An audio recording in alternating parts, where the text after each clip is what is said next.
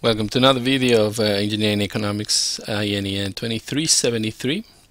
In this video we're going to talk about depreciation and depreciation methods. Depreciation is when an item, as you know, loses value over time, mainly because it's been used, and this happens from the accounting perspective only with items that the useful life is more than 1 year, and therefore we need to take into consideration over these many years how much should be considered as a cost for the results and the computation of profits for a particular year. So depreciation is therefore a non-cash out expense.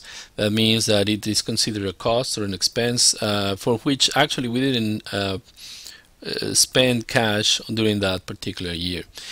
Depreciation is treated as an operating cost and therefore reduces the profit and also reduces the amount of taxes that we need to pay. So the faster that the depreciation happens, the earlier the benefits of that tax reduction. And since we are familiar with the time value of money, the earlier we get the benefits of tax reduction, the higher the impact we have in the computation of the present value and the rates of returns of the projects for which we acquire fixed assets. Depreciation, since we're going to compute that only for the items that last more than 1 year, only happens for items that are considered fixed assets. In this course we're going to consider 4 depreciation methods. The first method is the straight line, and the main characteristic is the same amount to be depreciated every year. It's the simplest of them all, and we just need to divide the amount of the investment over the many years of the life of the item, and that's going to be the amount that is depreciated every year.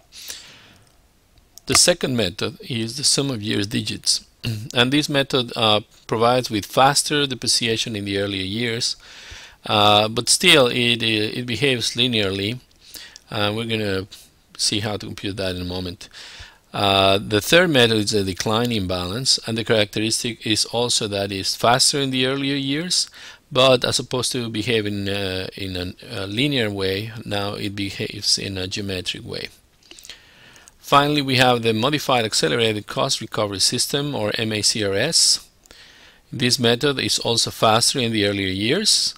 However, the first year it's only considered 6 months of the first year, the first time we can apply this, and therefore the second year is the largest depreciation.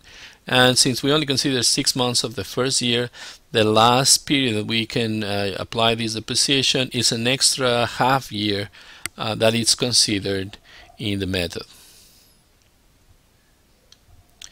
So the computation of the straight line is very simple. For short, we're going to use the letters V as book value, which is the amount that it's still considered the value of the item, and we're going to use the cumulative depreciation letter capital D at year K, and then the depreciation for one particular year will be denoted with small letter d at year K. So the computation of any depreciation would be the book value, the initial book value minus the final book value in case we wanted to consider some kind of salvage value, and divide that difference by n being the number of years. The salvage value is the amount of money we will be able to receive at the end of the life of the item by means of selling this as scrap or as equipment that maybe somebody else could be using. In this method, the cumulative depreciation, capital DK, is computed just as the summation of all the previous depreciation, and since all the depreciation have been the same, we just need to multiply K times the depreciation for any one of these years, all of them being the same. And the book value at that particular year, book value at K, is just the original book value minus the cumulative depreciation at K. Let's compute a problem. Let's consider a situation in which we have an initial investment that is the book value at 0 is 700,000, and the life of the item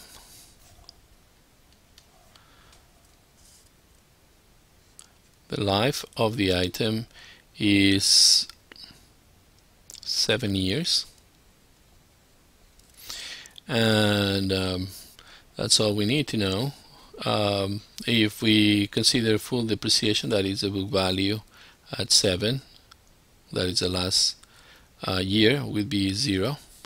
Then that means that there is no salvage value, and the depreciation for any year using the previous formula would be just 700,000 divided by 7. So for any one of the years, the depreciation for k equals 1 to 7 is 100,000. So if we wanted to compute, say for instance, the cumulative depreciation at year 5 would be just 5 times 100,000, which is 500,000, and of course that would make the book value at k equals 5 equal to the difference between 700,000 and 500,000, 200,000. The next method is the sum of year digits. The formulas you can find in the book in Appendix 9A on page 424. The reason why I'm not using the formulas here is because the method is simpler just to understand it as a set of operations that need to be performed than actually looking at the formulas, which are actually not as easy as this description. So we have first list all the years in ascending order for the first column, and then list all the years in the life in descending order in the second column, and then divide each entry of the second column by the sum of the first column. This is a factor to depreciate the initial investment, and as simple as that. Let's compute an example again. So in the sum of year digits method, let's use the same example. The initial investment or the book value at 0 is 700,000. The life is 7,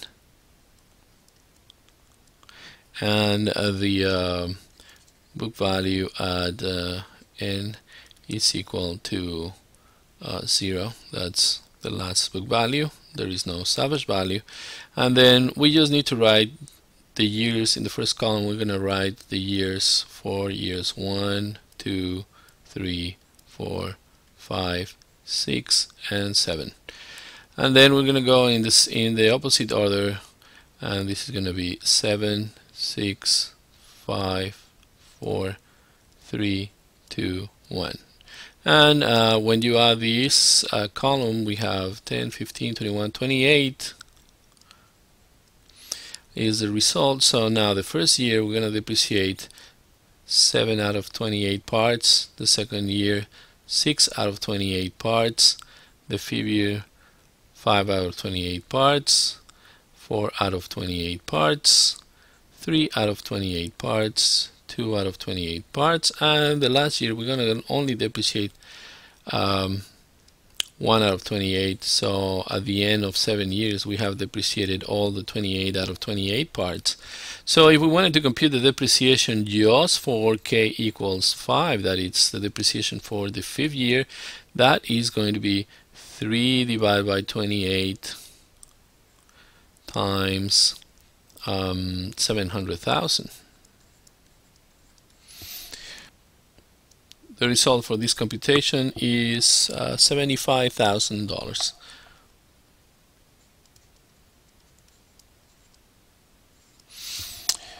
We're going to continue this example in the next video. Please take a look at that.